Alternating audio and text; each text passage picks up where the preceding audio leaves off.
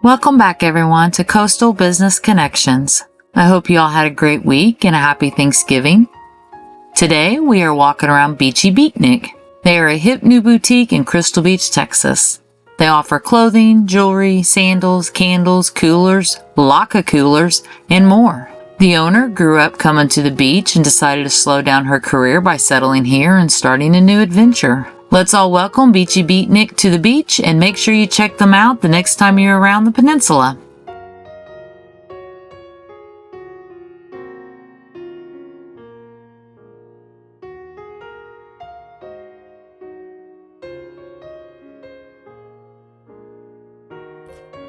We've been doing the engagement series and going over free software to bring together photo collages, slideshows, and video. Today, we are going to tie that into the post of verbiage and some do's and don'ts. What are the do's and don'ts of posting? Everyone has their own ideal on how to deliver that message. What I bring you is my opinion on how to stay out of the trouble zones and deliver a clear and concise message on socials per what has worked for me and my clients. If you have followed my channel, you know I have talked about cancel culture and the fact that what you put out there never goes away, even if you delete it. How do you deliver that message to bring customers your business? Let's get into it. I always say we need to stop the scroll, but if the verbiage isn't clear and concise, then stopping the scroll is going to fall on blind eyes. Some simple rules I tell my clients to go by, starting with the don'ts, is don't overshare, don't be negative, and don't intrude. In the end, your business will suffer if you are out on socials in a negative light to others. Let's touch on these quickly before getting into the do's on dynamic posts. Let's start with sharing. If you're writing a personal story that occurred, then by all means, make it a long paragraph as needed. If you're promoting your business and what you sell or your hours, for example, or let's say your daily special, maybe let's not write a long paragraph. Keep it a little shorter, clear, and concise. I've had a business share a feel-good story of something that happened to them or a customer, and followers ate it up, and in the end it added likes and followers to their page. I also have had owners go to social media and be defensive and make off-putting comments about others and be negative in post, and in the end it caused them to lose followers, likes, and overall customers. I think we should go back to that old saying, if you can't say something nice, don't say anything at all. Because when you have a business page, being positive is going to keep your business on the up and up with your customers. Hence, don't be negative on your business page or in a group or in a setting where everyone knows about your business. And along with that, let's keep offensive memes, offensive posts off of our page. Consider keeping politics and religion off of your business page as well. Think about whenever you are looking for a business, and if a business is posting all kinds of things on their pages or on their socials or on their websites about things that are opposite of your beliefs, and it's to the point it's basically slapping you in the face, do you want to go to that business? Let's talk about the do's. They tie in more to the posting on your business page and match that new awesome slideshow collage and video you just made for content. Be clear and concise, and start with a headline, that one-liner that catches their eye. Thursday special, sale, this Saturday, free delivery. Then you can space down and add more of the content that you want to convey the message that you need to with this post. So in the body of the post, you're going to cover the pertinent information. So on the screen here, you're going to see the top one is the actual post that we made. And the bottom is the post as if it would look like if we would have jumbled it all together. So you can see the difference there. We started with our one-liner and then we went into our body. And on our body, we put the pertinent information that what the Beachy Beatnik sells, what their current sell is, and that they're going to be serving mimosas, and their address, and of course the hashtags.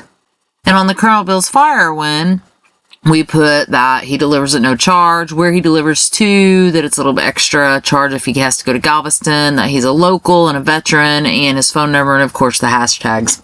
So as you're looking at these, see how the differences are from the top one to the bottom one. That bottom one, that's just a giant paragraph, is going to be a little bit harder to read and to keep your attention We're not really looking at reading a big paragraph in today's world. We want to hit the highlights, and you can hit those highlights better whenever you space out your message, as we did in the above examples.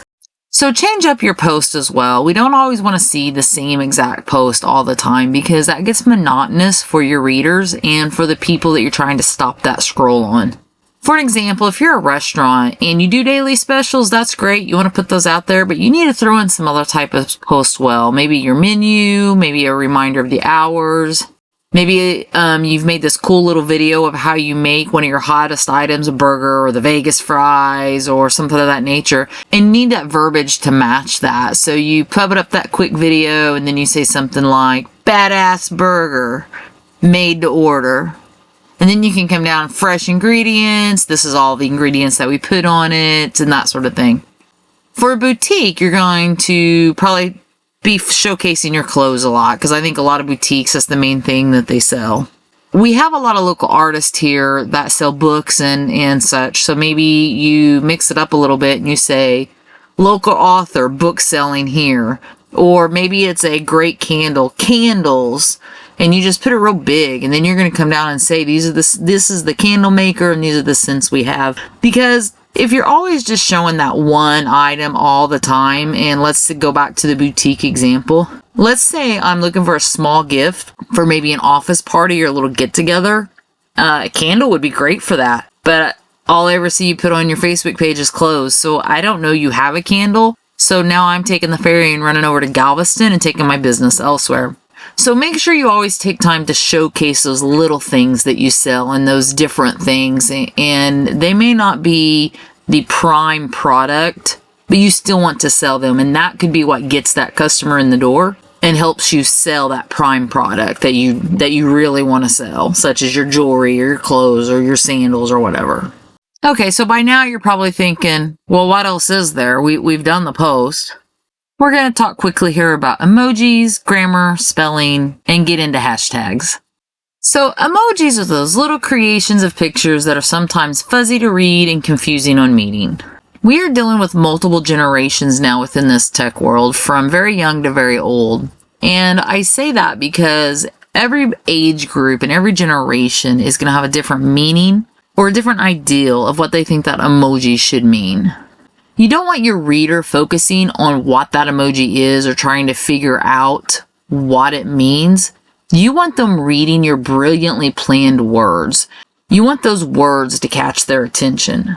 It's okay to use a megaphone or maybe a little firework or a star or maybe, the beach bonfire or something of that nature.